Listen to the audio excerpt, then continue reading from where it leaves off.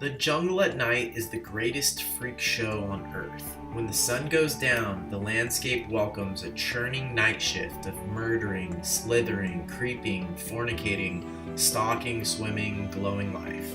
To walk the Amazon by night is to enter a world where you are gravely disadvantaged compared to millions of sensory savants. So I just finished reading Mother of God by Paul Rosalie about his time in the Western Amazon in the Madre de Dios region of Peru. And I'm definitely a big fan of Amazonia and very interested in writing about that area, the biodiversity of that area, and the cultural diversity of that area. So when I found Paul Rosalie on Instagram, I hadn't seen his TV work before about anacondas, but when I found his Instagram, I started following him and some other people working in that area and ended up finding out about this book. And whenever there's a new book about Amazonia, I jump on it. So got the book from the library and read it. I must admit, I read this book very fast. And I do have some critical things to say about it, but I found the book and I read it really fast and I found it entertaining. So those are all major pluses. And Paul Rosalie is doing a lot to bring attention to the conservation importance of the Western Amazon. So that's a great thing. So that is basically how I found this book. And the setting is basically a part of Amazonia that is near the headwaters. So much further west past Brazil, where the tributaries that lead into the Amazon start to get to the Andes, on the east side of the Andes. So there's an extreme amount of biodiversity, and these places have not been very developed yet. So that combination leads to it being a wonderful place. And in this book, you really get the feeling that Paul Rosalie is on the quest to find wilderness. And so the concept of wilderness is something that I think is a little bit more complicated and is often taken for granted.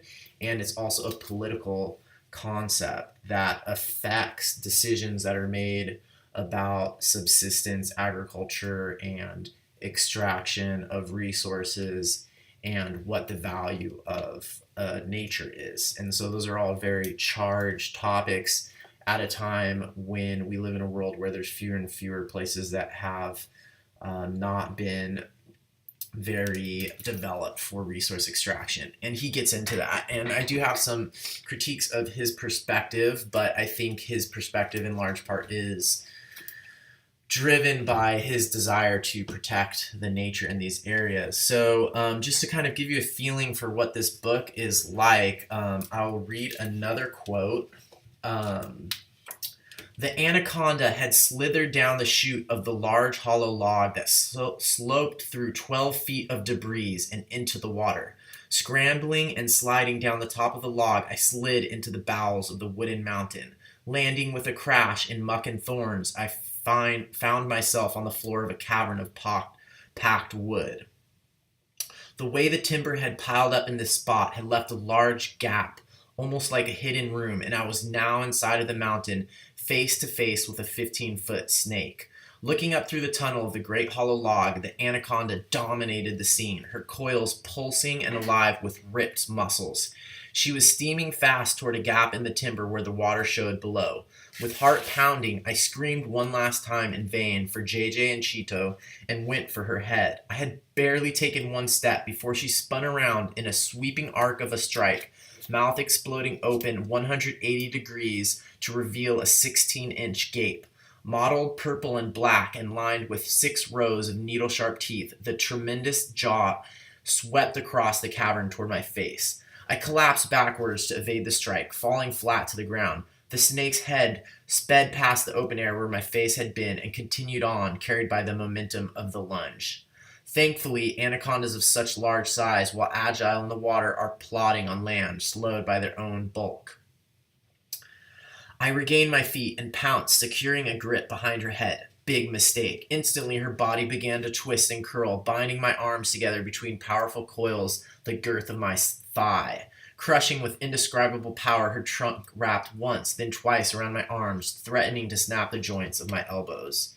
So you kind of get the idea. This is a small anaconda that he caught that is the girth of his thigh. Later on, he describes some that are bigger around than a person can make with their arms. So, we're talking, I think he uses the description of a 50-gallon oil barrel size width. So he describes all these really crazy adventures. It's sort of like I would just Steve Irwin is one of his heroes, the crocodile hunter. So it's kind of like the extreme nature adventure kind of prose, and there's a lot of, I feel like, very hyperbolic language, and there's parts where he's running through lightning storms in the Amazon, or surfing down logs and fallen trees that are in a raging torrent of the river, catching these giant anacondas that are pulling people under the water, um, looking wounded wild jaguars in the face from 3 feet away, and having jaguars coming up and smelling the back of his neck in his hammock, and stumbling upon uncontacted and dangerous tribes deep in the forest. So I'm sure that he does have lots of amazing adventures, and he there's no shortage of them in this book. Let's just put it that way. So that's kind of the meat of the book.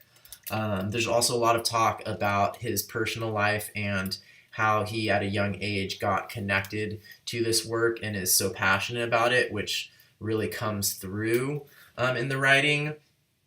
And one of the things that he argues that I think is very interesting is he says that this is the century during which the fate of the Amazon will be decided. And so I think, no matter how extreme and sensational the writing might seem to me, I think that his main goal is to bring attention to the need for conservation of the biodiversity in this part of the world. And I think that's a commendable task that almost justifies, slightly hyperbolic language and the like.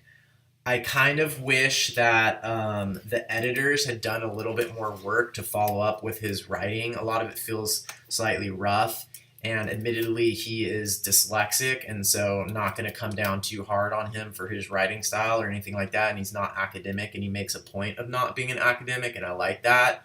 He's a very legit person that's actually like in the field, and so I like that about him. And I just wish that he had someone maybe from the publishing company, and this is, I think, it's HarperCollins. I wish they had just spent a little bit more time with the manuscript, because I feel like there's things in here language-wise that could have been polished a little bit more. Overall, the trajectory and the arc of the story is perfect. It feels like, an ideal sort of hero's journey, and Joseph Campbell-esque trajectory with the plot, so I don't see any downsides there. But yeah, just a little more polishing with the language would have been great.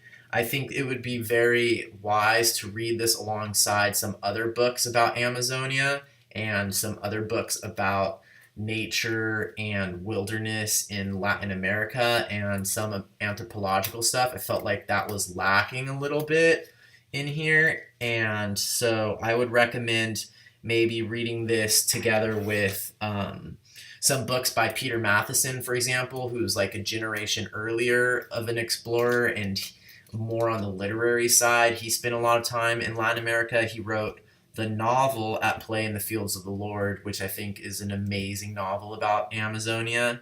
And he also wrote Cloud Forest, which is a nonfiction about Amazonia.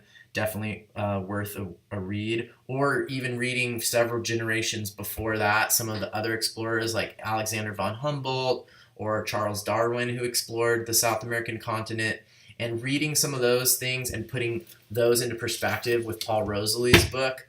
And it would also be good to read some more political stuff, especially giving the perspective, I think, of some of the campesino politics and subsistence agriculturalist politics of Latin America. So maybe something like Eduardo Galeano or some of the other Latin American theorists who talk about some of the important movements and important historical precedents in the region, because I feel like Paul Rosalie's lacking a little bit in that department when he makes some of these idealistic statements about nature and wilderness and indigenous people in Latin America. Also, reading the book 1492 would be a really good antithesis to this book, which talks a lot more about the possibility that Amazonia had some larger civilizations there, pre-Columbian civilizations, and the extent to which those populations were working and manipulating the ecosystem in the Amazon to produce food. Because Paul Rosalie doesn't talk very much about how to deal with issues of population and the need to produce food while conserving nature at the same time. And I think that anyone who is interested in preserving nature needs to be talking about how food will also be produced, or how populations of humans will be able to exist in a way that doesn't take away from biodiversity, or in fact maybe can add to it. So overall, I give the book a pretty good rating. Like I said, I already mentioned what the things are that I have some recommendations or doubts about. And so otherwise, I really recommend going out and at the very least checking it out from the library. I think there's an audiobook version of it. It'd be interesting to listen to that. It's very exciting, fast read, and it's a part of the world that everybody should know about, the Madre de Dios watershed in Peru. So Amazonia, a book about Amazonia, check it out. And if you like this video and are interested in books, nature learning, and productivity, subscribe to my channel.